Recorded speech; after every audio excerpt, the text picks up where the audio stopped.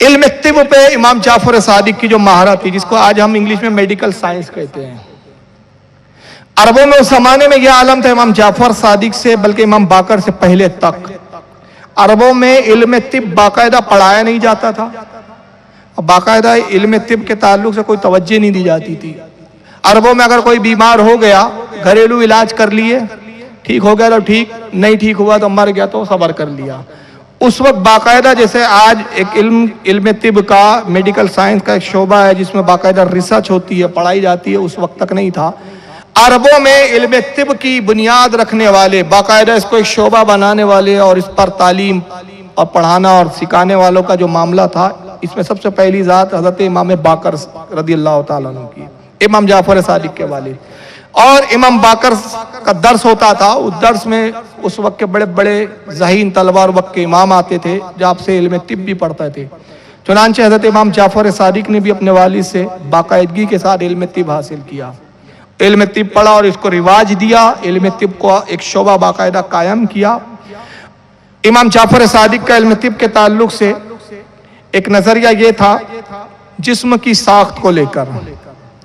جو باڈی ہوتی ہے انسان کا، جو جسم ہوتا ہے، جس کو اسٹرکچر آف ہیومن باڈی کہہ سکتے ہیں ہم انگلش میں، اس کے تعلق سے امام جعفر صادق پہلے شخص ہے، اس سے پہلے یہ بات کسی نے نہیں کہی تھی۔ میں وہ باتیں اور وہ اقوال امام جعفر کے پیش کر رہا ہوں، اور اس سے علم امام جعفر صادق کے علم کی بھی مہارت پتہ چلے گی کہ امام جعفر صادق سے پہلے یہ چیزیں کسی نے نہ بیان کی، نہ اس سے پہلے کوئی جانتا تھا۔ انسانی جسم کی ساخت کے تعلق سے امام جعفر صادق پہلے شخص ہے جنہوں نے فرمایا کہ جتنی چیزیں مٹی میں ہوتی ہیں اتنی ہی چیزیں انسان کے جسم میں ہوتی ہیں، جتنی چیزیں زمین میں مٹی میں پائی جاتی ہے ایز اٹ از اتنی ہی چیزیں انسان کے جسم میں بھی پائی جاتی ہیں۔ اور پھر فرماتے ہیں کہ ان جو عناصر ہوتے ہیں، جتنے عناصر، جتنی چیزیں زمین اور مٹی میں ہیں اتنے ہی انسان کی باڈی میں پیدا کیے گئے، اور ان میں مساوات نہیں ہے، برابری نہیں ہے، بعض سے زیادہ ہے، بعض سے کم ہے۔ پھر امام جعفر صادق نے اس کی تشریح کی اور اپنے شاگرد کو تشریح کرتے ہوئے فرمایا کہ انسان کے جسم میں 4 عناصر بہت زیادہ تعداد میں ہیں، 4 عناصر کی تعداد جو ہے، 4 جو چیزیں ہیں اس میں انسان کی باڈی میں بہت زیادہ ہے،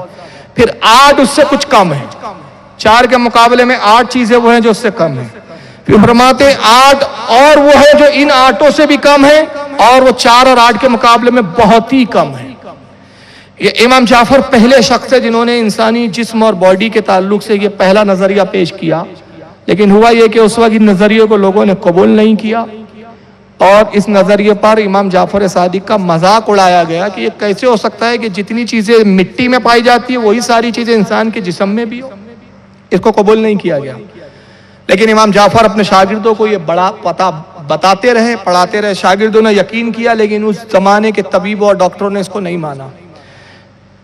18ویں صدی سے انسانی جسم کی تحقیق شروع ہوئی۔ اچھا، انسانی جسم کی تحقیق کا سب سے بڑا ذریعہ، دیکھیں ڈاکٹر بیٹھے، ہمارے ڈاکٹر فہیم صاحب بھی بیٹھے ماشاءاللہ، اور میرے خیال سے ڈاکٹر یحییٰ بھی بیٹھے ہوئے تھے، ابھی دکھ نہیں رہے، چلے گئے۔ ڈاکٹر بھی ہیں یہاں پہ بہت سارے الحمدللہ، ایسے جو کہ ممبران ہیں سب، یہ اس چیز کو بہتر طور پہ آپ کو سمجھا بھی پائیں گے انشاءاللہ، کبھی آپ ان پہ بات کریں۔ انسانی باڈی کو سمجھنے کا سب سے بڑا ذریعہ ہے پوسٹ مارٹم۔ انسانی جسم کو ڈاکٹروں نے اگر سمجھا، انسانی جسم پر ریسرچ ہوئی، تو اس کا سب سے بڑا ذریعہ کیا رہا؟ Post mortem. جب تک انسان کی باڈی کو چیر پھاڑ کرے